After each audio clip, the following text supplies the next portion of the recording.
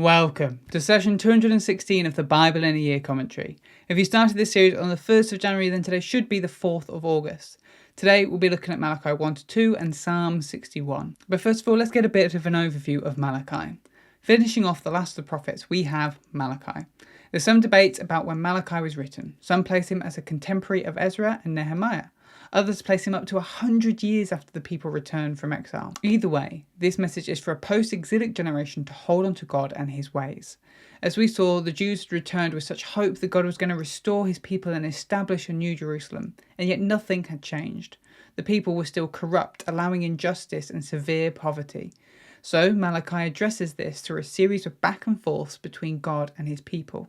The first 6 sections are structured the same. God brings a claim, the people challenge this claim, and then God points to the truth of what he is saying. The final section is a conclusion. Here is a summary of the structure, but I would recommend checking out the written version of this commentary in the description to see the structure properly for yourself, particularly as today there are 2. We start with Malachi 1 verses 1 to 5, God's love for his people.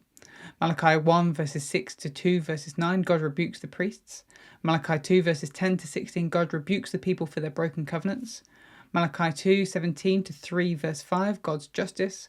Malachi 3 verse 6 to 12, the tithe.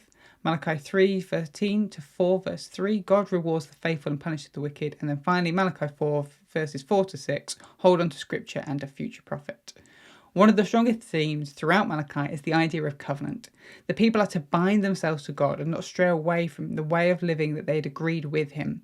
Malachi points out all the ways the people have strayed from this covenant and invites them back. The conclusion then establishes how the people will remain true to the covenant.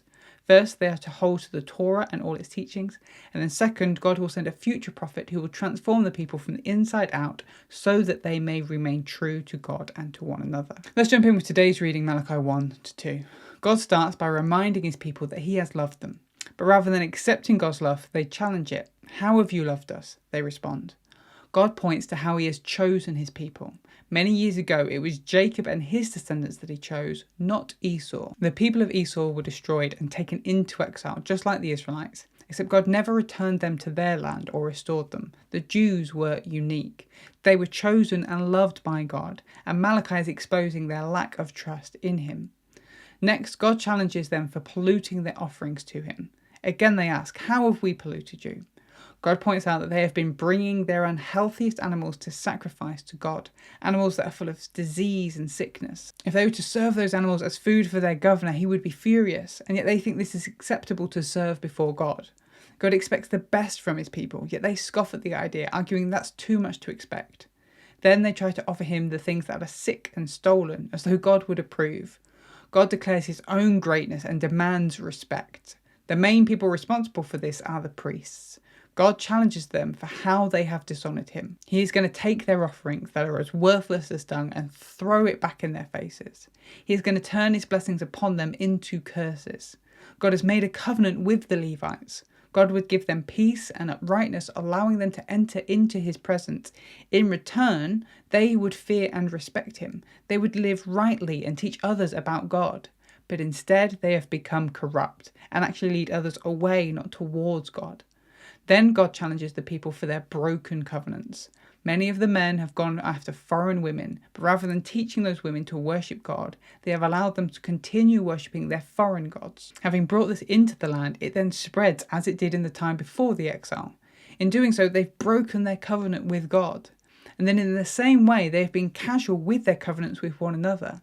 They no longer take the importance of marriage seriously, and this is also reflected in how easily they will divorce their wives to chase after other women. These men have become faithless in their marriages and faithless in their relationships with God. Until they learn to be faithful in their marriages again, he will withhold his blessing from them. Next, God challenges the people for allowing evil people free reign. The people argue it doesn't matter because God is okay with it, or that he doesn't even care about justice. But that is Malachi 1 to 2. Now let's look at Psalm 61. This psalm is attributed to King David, and while it doesn't specify, it would fit within the period when David was on the run outside of Israel. The psalmist feels far away from God, but also wants to see the kingship of Israel sustained. Alternatively, it could be from the perspective of a king that is on a military campaign far from the tabernacle or temple. The psalm falls into the category of petition psalm, where the psalmist is primarily making a request of God. Here is the summary of the structure. We have verses 1 to 5, a prayer for refuge, and then verses 6 to 8, a prayer for the king. The psalm opens with that common request, "Hear me, O God." They are calling to God from a place that is far away. They feel both geographically and spiritually distant from God. This psalm then gives us some interesting language and imagery. The psalmist asks that they be led to the rock higher than I. This could be a reference to God's holy mountain. Either way, there's two ideas conveyed through this imagery. The first is that the rock symbolizes a place of security and stability.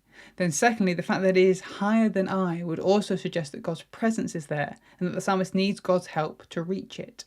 In short, this rock that is higher than I is God's presence. The psalmist needs God's help to get there, but once there, they know they will be safe and secure with God.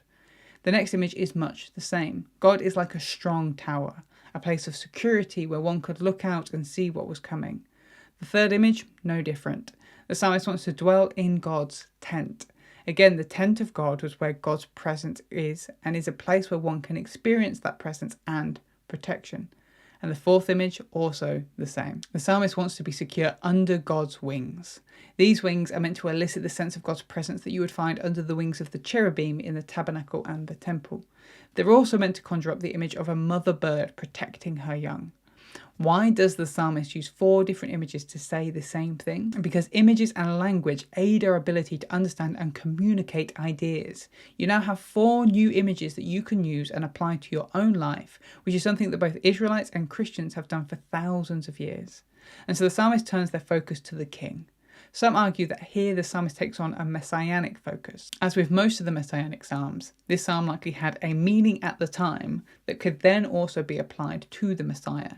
The psalmist asks that the king or the throne endures forever throughout generations. Why? Because God is a loving and faithful God. Because of this, the psalmist will sing God's praises and perform all their vows. This psalm is an important example to us of the power of imagery.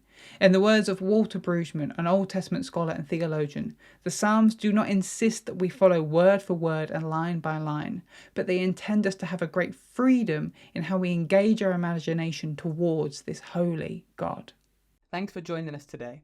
Take a moment to reflect on what you've read and share your thoughts or questions below.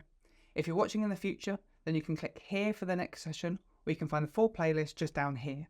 To receive these daily commentaries in your email inbox, subscribe via the link in the description below. Have a great day, and I'll see you tomorrow.